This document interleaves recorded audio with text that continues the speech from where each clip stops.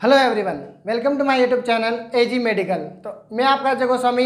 आज हम पढ़ने वाले हैं स्कोप ऑफ साइकोलॉजी। इससे पहले हमने इंट्रोडक्शन ऑफ साइकोलॉजी देख चुके थे और इंपॉर्टेंस ऑफ साइकोलॉजी में हमने देख चुका था। उसका जो लिंक है मैं आपको डिस्क्रिप्शन में दे दूंगा। आप इस वीडियो से पहले उन वीडियो को आप एक बार जरूर देखिए। तो आइए आज हम स्टार्ट करते हैं स्कोप ऑफ साइकोलॉजी। उससे पहले मैं आपको बता दूं साइकोलॉजी क्या होती है। स्टडी ऑफ बिहेवियर, यानी कि किसी के व्यवहार क्या करना, अध्ययन करना क्या कहलाती है, अपनी साइकोलॉजी कहलाती है। तो स्कोप ऑफ साइकोलॉजी को हम पढ़ने से पहले हम इसको दो भागों में क्या करते हैं, डिवाइड करते हैं। पहला है ब्रांचेज ऑफ साइकोलॉजी, यानी साइकोलॉजी की कौन कौन सी ऐसी ब्रांचेज है, ऐसी शाखाएं हैं जहाँ पे हम साइकोलॉजी की स्टडी के द्वारा उसका क्या कर सकते हैं, यूज करते हैं। दूसरी है limits and boundaries of its application, यानी जो साइकोलॉजी है इसकी क्या लिमिट्स है, क्या बाउंड्रीज है, ये किस लेवल तक साइकोलॉजी क्या करती है, काम करती है। तो सबसे पहले हम देखते हैं ब्रांचेज ऑफ साइकोलॉजी। अब जो ब्रांचेज ऑफ साइकोलॉजी है उसको भी हमने दो सब हेडिंग्स में क्या करते हैं, डिवाइड कर दिया। पहली अपनी प्योर साइकोलॉजी और सेकंड अपनी अप्लाइड साइकोलॉजी। तो सबसे पहले बात करते हैं प्योर साइकोलॉजी और अप्लाइड साइकोलॉजी होती क्या है। मान लो आप किसी भी चीज़ की क्या करते हो, स्टडी करते हो, ठीक है। कोई भी चीज़ अगर आप उसकी स्टडी करते हो तो स्टडी करने का क्या है, दो तरीके हो सकते हैं। पहला है आपकी उसकी स्टडी किसी आधार पे करो, थ्योरेटिकल करो, या फिर दूसरा कैसे करो, आप प्रैक्टिकल करो, ठीक है। किसी भी चीज़ की अगर साइंटिफिक हम स्टडी करते हैं तो दो प्रकार से कर सकते हैं, थ्योरेटिकल कर सकते हैं और प्रैक्टिकल भी कर सकते हैं। तो इसी प्रकार है यहाँ पे हम स्टडी कर रहे हैं, किसकी, साइकोलॉजी की स्टडी कर रहे हैं। तो साइकोलॉजी की जो स्टडी अगर आप थ्योरेटिकल कर रहे हो तो वो जो साइकोलॉजी है वो क्या कहलाएगी, आपकी प्योर साइकोलॉजी। लेकिन आप जो साइकोलॉजी कॉन्सेप्ट है, साइकोलॉजी के जो प्रिंसिपल्स है, अगर आप उसको किसी भी फील्ड में क्या कर रहे हो, प्रैक्टिकली आप उसको अप्लाई कर रहे हो और फिर स्टडी कर रहे हो तो वो क्या कहलाती है, अपनी अप्लाइड साइकोलॉजी। यानी कि थ्योरेटिकल स्टडी करना तो कहलाएगा अपना प्योर साइकोलॉजी और प्रैक्टिकल स्टडी करना क्या कहलाएगा, अपना अप्लाइड साइकोलॉजी। तो फर्स्ट ऑफ ऑल हम देखते हैं प्योर साइकोलॉजी के बारे में, ठीक है। तो प्योर साइकोलॉजी की बहुत सारी ब्रांचेज है, इसमें हम वन बाय वन सबको स्टडी करते हैं। तो पहला है अपना जनरल साइकोलॉजी। नाम से पता चल रहा है जनरल, यानी कि जो सामान्य जो साइकोलॉजी होती है वो, ठीक है। तो ये क्या है, जनरल साइकोलॉजी क्या है, एक प्योर साइकोलॉजी की एक ऐसी ब्रांच है जिसके अंदर हम जो साइकोलॉजी के बेसिक प्रिंसिपल्स है, साइकोलॉजी की जितने भी क्या है अपने प्रिंसिपल्स हो गए, थ्योरीज हो गई, उन सब की अगर आप स्टडी कर रहे हो किसी भी ह्यूमन बिहेवियर की, उसके द्वारा तो वो क्या कहलाएगी, जनरल साइकोलॉजी।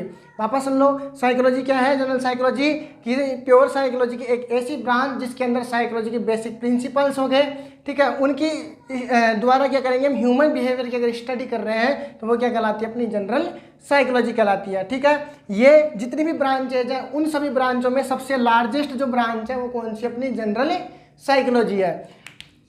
तो सेकंड अपनी एबनॉर्मल साइकोलॉजी। नाम से पता चल रहा है एबनॉर्मल यानी कि जिसमें नॉर्मलिटी नहीं है। तो प्योर साइकोलॉजी की एक ऐसी ब्रांच जिसके अंदर हम किसी भी पर्सन के जो बिहेवियर है, अगर वो बिहेवियर एबनॉर्मल हो रहा है तो एबनॉर्मल बिहेवियर की अगर आप स्टडी कर रहे हो तो वो क्या कहलाएगी, अपनी एबनॉर्मल साइकोलॉजी कहलाती है। अब इस एबनॉर्मल साइकोलॉजी में क्या क्या इंक्लूड करेंगे हम, तो मान लो जो पर्सन है उसका जो बिहेवियर है वो एबनॉर्मल क्यों हुआ, उसके कोजेज क्या थे, ठीक है, उसके साइन क्या है, सिम्टम्स क्या है, और सिंड्रोम वो किस प्रकार के जो है साइन सिम्टम क्या कर रहा है, प्रदर्शित कर रहा है, और उन सब का ट्रीटमेंट क्या है, ये सब चीज़ें इंक्लूड करते हैं अपन किसके अंदर, एबनॉर्मल साइकोलॉजी के अंदर, ठीक है। नेक्स्ट जो ब्रांच है वो क्या है, अपनी सोशल साइकोलॉजी, ठीक है। हम सब जानते हैं कि जो ह्यूमन है ये एक प्रकार का क्या है, सोशल क्या है, लिविंग है।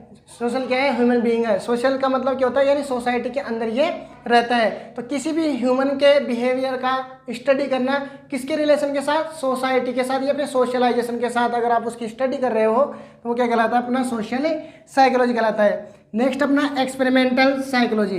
देखो नाम से पता चल रहा है आपको क्या करना है, एक्सपेरिमेंट करना है, ठीक है। तो साइकोलॉजी की एक ऐसी ब्रांच जिसके अंदर हम जो एक्सपेरिमेंट है उनके तरीके के बारे में, एक्सपेरिमेंट जो है वो साइंटिफिक के कौन से मेथड पे हो रहे हैं उन सबको अगर आप इंक्लूड करके स्टडी कर रहे हो तो वो कहलाती है अपनी एक्सपेरिमेंटल साइकोलॉजी। नेक्स्ट क्या है, फिजियोलॉजिकल साइकोलॉजी। आपने पढ़ा होगा एनाटॉमी और फिजियोलॉजी, ठीक है। तो वो जो फिजियोलॉजी है वो यहीं से है उसका जो है मीन यहीं से निकाल सकते हैं। फिजियोलॉजी के अंदर हम क्या करने वाले हैं, जो ह्यूमन बिहेवियर है उसकी स्टडी करेंगे हम, बायोलॉजिकल और फिजियोलॉजिकल, ठीक है।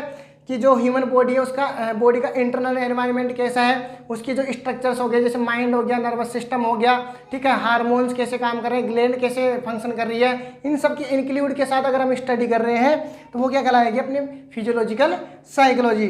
नेक्स्ट आती है पैरा साइकोलॉजी। पैरा जो है वो आउट ऑफ वर्ल्ड की बात करते हैं। जैसे पैरा का मतलब होता है एबनॉर्मल।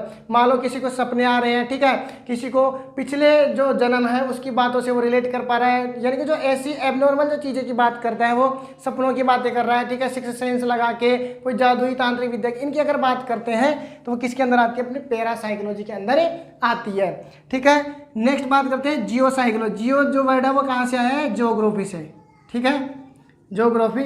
तो जो जियो है, जियो के अंदर हम क्या करेंगे, जो फिजिकल एनवायरनमेंट है उसके अंदर जैसे कि सॉइल हो गया, वाटर हो गया, वेदर हो गया, क्लाइमेट हो गया, इन सब की अगर आप स्टडी कर रहे हो तो किसके अंदर इंक्लूड किया जाता है, वो जियो साइकोलॉजी के अंदर। तो ये थी प्योर साइकोलॉजी, जिसमें हम पूरी साइकोलॉजी की जो स्टडी करेंगे वो किसके आधार पे करते हैं, सीधा सीधा थ्योरेटिकल बेस पे करते हैं। और ये इनकी ब्रांचेज थी जिसमें हमने एक एक को डिटेल से पढ़ा। नेक्स्ट बात करते हैं अप्लाइड साइकोलॉजी। अप्लाइड साइकोलॉजी के अंदर हम क्या करेंगे कि जो साइकोलॉजी है उसको अब हम क्या करेंगे, प्रैक्टिकल बेस पे क्या करने वाले हैं, स्टडी करने वाले हैं, ठीक है। तो अब जो साइकोलॉजी है अपने को क्या करना है, अलग अलग फील्ड के अंदर इसको अप्लाई करना है और वहाँ जाके फिर क्या करना है, हमें उसकी स्टडी करनी है। तो सबसे पहले बात करते हैं एजुकेशनल साइकोलॉजी, ठीक है। तो अब जो साइकोलॉजी है उसको अप्लाई यानी अप्लाई करोगे, कौन से फील्ड पे अप्लाई करने वाले हैं, हम एजुकेशन के फील्ड पे अप्लाई करने वाले हैं। अब एजुकेशन में क्या होगा, तो एजुकेशन में कौन होगा, अपना लर्नर होगा, जो सीखने वाला है। तो लर्नर के बिहेवियर की स्टडी करना, वो लर्नर जो है वो कैसे सीखता है, ठीक है, उन सब की अगर आप स्टडी कर रहे हो तो वो क्या कहलाएगा, एजुकेशनल साइकोलॉजी कहलाता है। नेक्स्ट बात करते हैं क्लिनिकल साइकोलॉजी। आप क्लिनिकल फील्ड में अगर आप साइकोलॉजी यूज करोगे तो उसमें क्या करोगे, क्लिनिकल साइकोलॉजी क्या है कि अप्लाइड साइकोलॉजी की एक ऐसी ब्रांच है जिसके अंदर हम कोई भी डिजीज है उसके डायग्नोसिस के बारे में, उसके कोजेज के बारे में, इन सब की अगर आप स्टडी कर रहे हो तो वो क्या कहलाएगी, अपनी क्लिनिकल साइकोलॉजी कहलाती है, ठीक है। नेक्स्ट बात करते हैं इंडस्ट्रियल। अगर आप साइकोलॉजी को इंडस्ट्रियल लेवल पे क्या कर रहे हो, अप्लाई कर रहे हो, तो इसके अंदर क्या होगा कि जो वर्कर्स हैं, जो ह्यूमन बीइंग्स हैं, उनके बिहेवियर की स्टडी करेंगे और रिलेशन किसके साथ बताओगे आप, इंडस्ट्रियल जो एनवायरनमेंट है उसके साथ रिलेट करके अगर आप उनके बिहेवियर की स्टडी कर रहे हो तो वो क्या कहलाएगी, अपनी इंडस्ट्रियल साइकोलॉजी कहलाती है। नेक्स्ट क्या है, अपनी लीगल साइकोलॉजी। अब लीगल किस में आता है, अपने जो एडवोकेट हो गए, जो लीगली जो जितने भी काम होते हैं अगर वहाँ पे आप साइकोलॉजी अप्लाई कर रहे हो तो वो क्या कहलाएगी, लीगल साइकोलॉजी। एग्जाम्पल के लिए जो भी क्रिमिनल्स है, जो भी क्लाइंट है, ठीक है, और जो विटनेस है, जो गवाह देने वाले होते हैं, अगर उन सब के बिहेवियर की अगर आप स्टडी करते हो तो वो क्या कहलाएगी, आपकी लीगल साइकोलॉजी कहलाती है।